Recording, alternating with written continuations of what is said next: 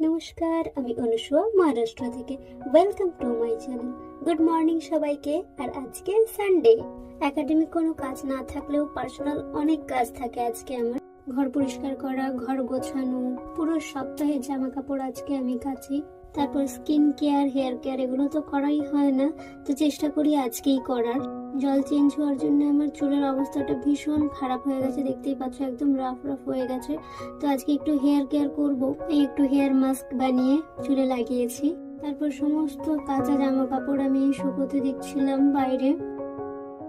আর এই দেখো, চুলটা ভীষণ সুন্দর হয়ে গেছে, ভীষণ সিল্কি হয়ে গেছে। তারপর আমি একটু ম্যাগি বানিয়ে খেয়ে নিয়েছিলাম, কারণ রবিবার মানেই আমার ব্রেকফাস্টে ম্যাগি থাকবেই। তারপর একটু ঘর গোছগাছ করছিলাম, তারপরে আমি চলে গিয়েছিলাম লাঞ্চ করতে। আর এই মেনু ছিল আজকে আমাদের লাঞ্চের। তারপর এসে একটু ঘুমিয়ে পড়েছিলাম, তারপর স্ন্যাক্স করতে গেছিলাম। স্ন্যাক্সে আজকে ছিল সিঙ্গাড়া আর পেয়ার ছিল, আর একটু চা নিয়ে নিয়েছিলাম আমি। তারপরে আমি একটু ঘুরতে বেরিয়ে পড়েছিলাম, তারপরে এসে ডিনার করলাম। So that's it for today, tata.